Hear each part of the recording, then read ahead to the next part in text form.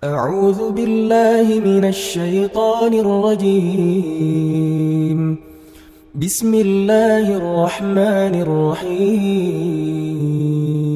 أعوذ بالله من الشيطان الرجيم. بسم الله الرحمن الرحيم. الحمد لله ونحمده ونستعينه ونستغفره من شرور أنفسنا ومن سيئات أعمالنا. أشهد أن لا إله إلا الله وحده لا شريك له، له الملك وله الحمد يحيي ويميت وهو على كل شيء قدير. وأشهد أن سيدنا محمدا عبده ورسوله الذي لا نبي بعده. اللهم صل وسلم وبارك على سيدنا محمد وعلى آله وأصحابه وبارك وسلم أجمعين. أما بعد، فيا عباد الله اتقوا الله حق تقاته ولا تموتن إلا وأنتم مسلمون. وقال تعالى في كتابه العزيز: نعوذ بالله من الشيطان الرجيم. بسم الله الرحمن الرحيم. يا أيها الذين آمنوا اتقوا الله وكونوا مع الصادقين. صدق الله العظيم وصدق رسوله النبي الكريم، ونحن على ذلك من الشاهدين والشاكرين، والحمد لله رب العالمين. معاشر المسلمين, hadirin jemaah salat Jumat Masjid Al-Rawdah yang dicintai oleh Allah, para calon ahli surga rahimahumullah. Pada khutbah Jumat yang berkah ini, mari kita sama-sama mengambil iktibar tentang bagaimana kita menjalankan dan mengamalkan salah satu dari perintah baginda Rasulullah, yaitu bagaimana kita agar senantiasa memilih circle pertemanan, bagaimana kita bisa menjaga pergaulan. Kita tahu baru saja beberapa waktu yang lalu kita memperingati Maulid baginda Rasulullah Muhammad Sallallahu Alaihi Wasallam, dan dalam banyak kisah diceritakan kepada kita betapa para sahabat ingin senantiasa berteman, bergaul, bersahabat dengan baginda Rasulullah Muhammad Sallallahu Alaihi Wasallam. Kenapa? Karena bergaul dengan Rasulullah, mereka seperti mendapatkan bau harum. Bau harum yang dimaksud adalah semakin dekat dengan baginda Rasulullah, semakin mereka taat, semakin mereka takwa, semakin mereka mendapatkan kedekatan kepada Allah Subhanahu wa Ta'ala. Para ahli sudah menjelaskan kepada kita bahwa kalau ingin melihat masa depan kita seperti apa, maka lihatlah dengan siapa kita bergaul.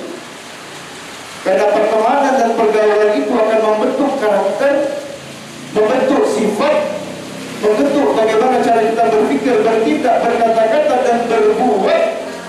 Maka kelak di kemudian hari, masa depan kita pun akan ditentukan dengan siapa kita bergaul hari ini.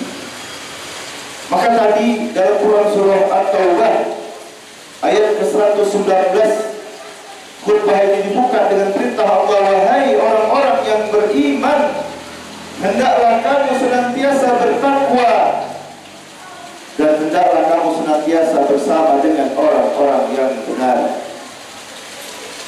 Rasulullah dalam hadisnya mengatakan, al-mar'u ma'a man ahabba. Seseorang itu nanti akan bersama dengan orang-orang yang dia cintai. Jadi kalau dia bersama dan mencintai orang-orang yang buruk, maka masa depannya mungkin akan menjadi bersama dengan orang-orang yang buruk.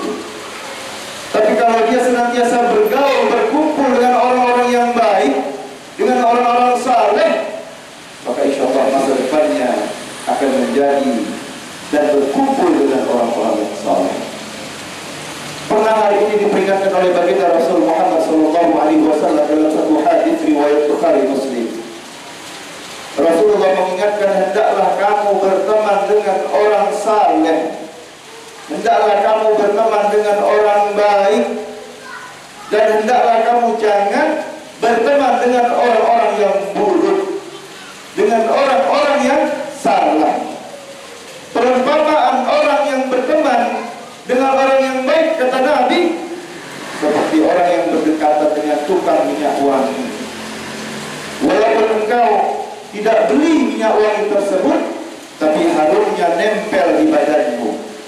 Dan ketika engkau pergi jauh dari tukang minyak wangi itu, kesannya, rasanya, aromanya masih lecet dan menetap di badan kita, sehingga timbul ketenangan walaupun kita jauh dari tukang minyak wangi. Tapi kata baginda Nabi, kalau engkau berteman dengan orang jahat, kau berteman dengan orang buruk, itu umpama seperti engkau berdekatan dengan seorang pandai besi dengan apinya yang membara. Mungkin kau tidak berbuat jahat, tapi kadang-kadang percikan apinya bisa mengenai tubuhmu. Orang yang berbuat, kita yang kena getahnya. Tidak pun kena apinya, misalnya kata Nabi, bau gosong dari proses pembuatan besi dengan api yang membara dan asap yang bertebaran, itu nempel di tubuhmu, sehingga walaupun kemudian engkau nanti jauh dari si tukang besi tersebut, maka aromanya, baunya, rasanya masih tetap nempel di dalam tubuhmu. Tentu hadis ini merupakan hadis yang menunjukkan adanya majasi, perumpamaan, bahwa kalau kita berteman, maka perlu bagi kita untuk memilih dan memilah teman.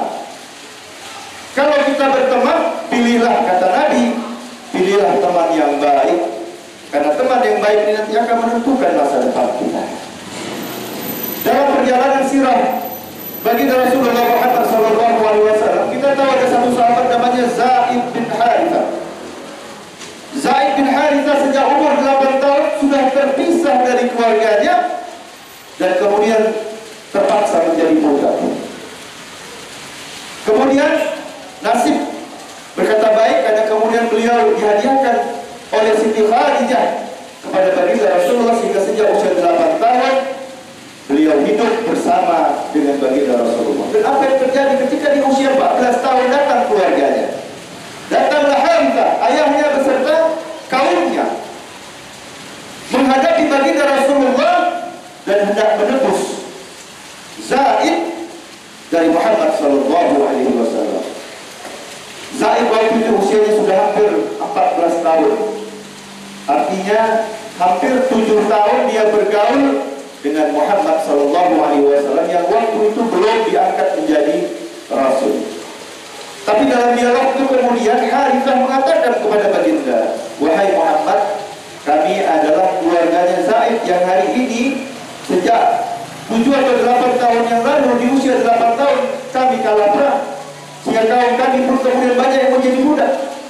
Tapi kami sehari pun tidak pernah berhenti mencari Zaid, dan hari ini kami menemukan Zaid. Izinkan kami tebus dan kami bayar Zaid agar Zaid bisa pulang menjadi orang merdeka, dan nanti dia akan menggantikan kami sebagai kepala suku di suku kami. Nabi Muhammad lalu mengatakan, wahai Harithah, tentu aku tidak akan menghalangi niatmu, tapi aku ingin memberikan tawaran. Kata Nabi kepada Harithah, mari kita tanya Zaid. Kalau Zaid memilih untuk pulang dengan keluarganya, maka kalian tidak perlu membayar. Silakan bawa Zaid tanpa perlu ditebus sepeser pun. Tapi kalau seandainya Zaid tetap memilih untuk bersamaku, kata Nabi, maka biarkan saya tinggal bersamaku. Mendengar ide ini, keluarga Zaid, Harithah dan rombongannya tentu sangat gembira, karena mereka amat yakin tidak mungkin Zaid memilih untuk tetap tinggal menjadi budak. Tentu Zaid akan memilih untuk pulang dengan keluarganya, karena jabatan sebagai kepala suku sudah menunggu. Ketika tawaran itu disampaikan, Harithah dan keluarga mengatakan setuju dengan usul baginda Rasul. Maka kemudian dipanggillah Zaid. Ketika Zaid datang, maka Zaid dengan gembira memeluk keluarganya, dan dia bisa mengenali mana ayahnya, mana pamannya dan mana keluarganya yang lain. Setelah bersilaturahmi, maka ayah Zaid pun mengatakan, wahai Zaid, sesungguhnya kami sudah menyampaikan hajat kami untuk memerdekakanmu. Namun Muhammad memberikan tawaran, kami harus bertanya kepadamu. Kalau kau ingin pulang dengan kami, maka kau akan pulang kepada kami hari ini juga tanpa kami perlu membayar apapun. Dan kami akan menjadikan engkau sebagai penerus ayah, sebagai kepala suku di kampung kita. Tapi kalau kau memilih untuk tetap tinggal, maka kami akan mengikhlaskan kau untuk tinggal bersama Muhammad. Apa kemudian pilihan Zaid? Zaid mengatakan, untuk mendapatkan sosok orang tua, sosok keluarga, aku bisa dapatkan pada diri tuanku Muhammad. Tapi sepanjang aku bergaul dengan Nabi Muhammad, dengan Muhammad, tuanku, aku mendapatkan contoh yang luar biasa. Tidak pernah kulihat ada sahabat, ada teman, ada majikan yang lebih mulia daripada orang seperti ini. Oleh karena itu, wahai ayah dan keluargaku, izinkan aku memilih untuk tetap tinggal bersama dengan tuanku Muhammad. Tentu mendengar ini terkejut bukan main keluarganya Zaid. Karena tidak pernah terjadi ada anak lebih memilih untuk tinggal bersama dengan orang lain. Dan itu terjadi setelah dari usia 8 sampai 14 dia bergaul, berteman, bersahabat, menyaksikan bagaimana sehari-hari baginda Rasulullah Muhammad SAW. Dan dia nyatakan kalau sekedar mendapatkan sosok ayah dan paman, dia sudah dapatkan dari tuannya Muhammad. Tapi yang tidak dia dapatkan adalah bagaimana dia ke depan tetap bisa bergaul dengan orang-orang baik. Dan dia yakin di bawah pengasuhan tuannya Muhammad, dia bakal bisa menjadi orang hebat, tidak sekedar menjadi orang saleh.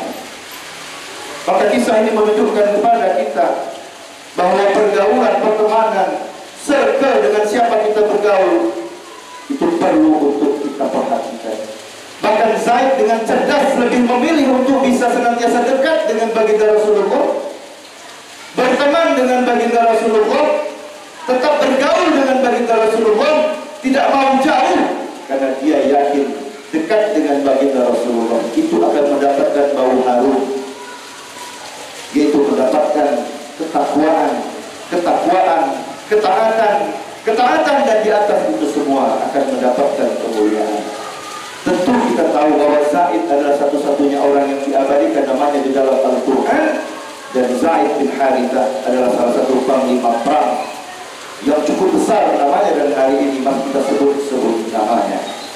Oleh karena itu hadirin yang dimuliakan Allah, khutbah Jumat yang singkat ini mari kita simpulkan bahwa Rasulullah SAW, bahkan Allah Subhanahu wa Ta'ala mengingatkan kepada kita, pandai-pandailah kita dalam memilih teman dan bergaul. Karena hari ini pertemanan dan pergaulan manusia jauh panggang dari api.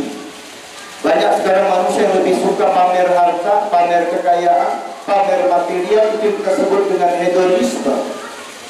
Ya, banyak sekali orang senang menunjukkan dirinya lebih kaya dari orang lain, lebih hebat daripada orang lain. Tapi jarang sekarang orang fastabiqul khairat. Jarang orang sekarang berlomba-lomba untuk menunjukkan siapa yang lebih baik, siapa yang lebih saleh. Maka gaya hidup yang hari ini muncul perlu kita waspadai. Maka pandai-pandailah kita memilih. Pilihlah teman yang makin mendekatkan kita kepada ketaatan kepada Allah. Pilihlah teman yang mampu menjauhkan kita dari keburukan. Pilihlah teman yang tidak segan untuk memberi nasihat dengan kata-kata hikmah dan bijaksana agar kita bisa terjauh dari keburukan. Dan pilihlah teman yang bisa membuat kita menjaga akhlak dan ucapan. Serta pilihlah teman yang senantiasa mau mengajak kita kepada amal ma'ruf nahi munkar. Mudah-mudahan pesan mimbar Jumat yang mulia ini bisa memperbaiki masa depan kita. Salah satu cara kita bisa memperbaiki masa depan kita adalah mari kita perhatikan dengan siapa kita bergaul hari ini. Allah dan Rasulnya memerintahkan kepada kita bergaulah dengan orang-orang saleh, karena insya Allah hidup kita 5 tahun, 6 tahun, 7 tahun akan datang itu akan sangat ditentukan dengan siapa kita bergaul, cara berpikir kita, cara berbuat kita, cara bertingkah laku kita, cara berucap kita, itu juga akan sangat ditentukan dengan circle pergaulan kita. Barakallahu li wa lakum fil Qur'anil Karim wa nafa'ani wa iyyakum bima fihi minal ayati wa dhikril hakim. Aqulu qawli hadza wa astaghfirullahal azim innahu